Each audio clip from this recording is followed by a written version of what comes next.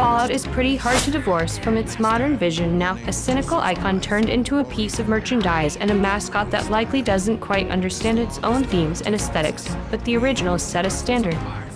Released back in 1997, the original Fallout was isometric and jam-packed with writing that was more than a bit critical of its many inspirations. Of course, it was also the game that helped revive RPGs in the West, and it exemplified that with its final boss, the Master. Calling them a boss is interesting because it almost implies you have to fight them. That's an option, sure, but you can just as easily use your silver tongue to simply convince them that their whole plan is wrong, actually, and doomed to fail. And really, when was the last time a game gave you the option to talk a boss to death? Have you ever thought about the fact that there are so few games that have actually attempted to recreate a Zelda-like experience, and how even fewer have succeeded? Okami is the answer to that, paying great homage to its inspirations while blazing a gorgeous trail of its own. The beautiful art of the game is enough to immortalize its legacy. The final boss feels like the perfect way of showing it all. Unlike most other bosses in the game, they are more technological than folklore, yet all the more threatening. Yami, in terms of pure mechanics, isn't actually the greatest boss in the game. It's how the whole world rallies around you in defeating them, how it demands you use all your powers, the same powers that are strengthened by the very people who praise you. It even manages to make us unlikable for a single scene. Mortal Kombat, despite being one of the goriest games ever in its earlier entries and leading to mass controversies, is also one of the most successful fighting games ever. It's a massive franchise with storytelling that's probably a lot better than you give it credit for. Yet most of the games share one common factor: Shao Kahn. Despite only being introduced in the second game and serving as the final boss only periodically, he's practically the face of the series. He has appeared as the final boss more than any other character and is known for being absurdly brutal. It was and still is a massive achievement to beat him, considering he spends any moment where he's not attacking you ridiculing you instead. Roguelikes and roguelites have been around since, well after the release of Rogue in 1980. The premise is simple but demanding: you lose portions of your progress, or all of it, upon death.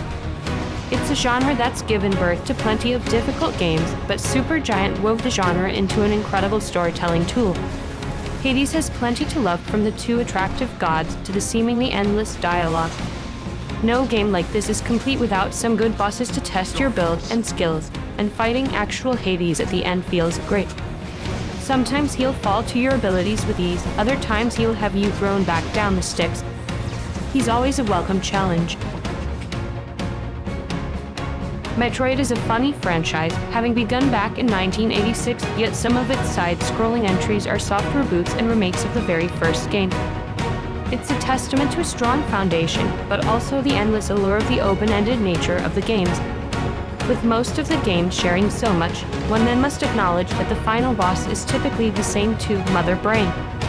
In the original, Mother Brain is fought in a contained room with very accurate lasers, and then in Super Metroid gains a new form defeated with the help of the baby Metroid. They feel like family with how much you have to see them, but at least it all ends with a good all-time base escape. Hollow Knight took the world by storm upon its release. It has fantastic hand-drawn art, a fantastical melodious soundtrack, and a truly endearing set of characters. It's styled like a Metroidvania and brings plenty of new aspects to the genre too. It's also noted, however, for its challenging combat. While many called Hollow Knight a Souls-like for that difficult, the comparison truly shows in how it develops its world. For example, the final fight against the Hollow Knight is incredible, but the true grief of the battle only shows through understanding. Better yet, that understanding is what can lead you to the true final boss, the Radiance. They are no bonus reward, but a truly terrifying final encounter unlike anything else in the game. Character action games have always had a penchant for flashy battles. The early beginnings in Devil May Cry and its iconic bosses like Phantom, the pantheon of God of War, and of course the many gigantic angels of Bayonetta. Bayonetta in particular loves being more than a bit over the top, and its final boss lives up to the reputation. Jubilius, the creator, is gargantuan, a deity befitting her stature. Her fight is no simple act of beating away at her face and limbs while standing on a single platform like many others would do it. Instead, you're trapped inside a great dome, dashing about onto changing chunks of land while beating away at Jubilius. It actually makes her feel to scale, like her size actually matters. Though Final Fantasy VII is often remembered as the most successful of the Final Fantasy series, bringing the series to 3D, FF6 was the pinnacle of their pixel art. Having multiple prior entries behind them, Square Enix knew what they were doing and created a masterpiece, and one of their most memorable villains. Kefka is a terrifying monster. Not born but created, Kefka yearned for nothing more than pure chaos and did it all in an unsettlingly whimsical manner. Seeking to destroy creation itself, his amazing theme of dancing mad feels fitting. Every part of him is a threat, from the music to the battlefield, and it's all the more uncomfortable by his pure glee. From Software may have gained their most recent fame from the Souls games and their distinct combat, but the apex of their work is Bloodborne. It's such a haunting world that feels like every aspect of it is built with the music, the weapons, and the enemies all in mind. It's not always a perfectly balanced experience, but one that feels so well realized. That's why its final boss is so distinct. To even fight them in the first place, you need to find 3 obscure umbilical cords and eat them and defeat the already incredible boss fight that is Jammin. Then you can face the very embodiment of the moon. They're quite an easy boss actually, despite being able to drain your health to a single point. They inspire such awe and dread, which feels fitting for an eldritch horror.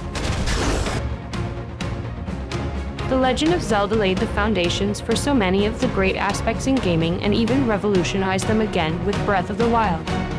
After Ocarina of Time's darker story and the more lighthearted nature of Wind Waker, people were ready for something grittier again, and Twilight Princess gave them everything they wanted. Much of the game centers around the Twilight realm of Midna and Xant and the darkness seeping into Hyrule. Ganondorf is never far behind though, revealed to be the true orchestrator of events. The final battle on horseback across Hyrule Field and culminating in a one-on-one battle against the Dark Lord is a moment few can forget. I'll see everyone for today in the next installment. How about like?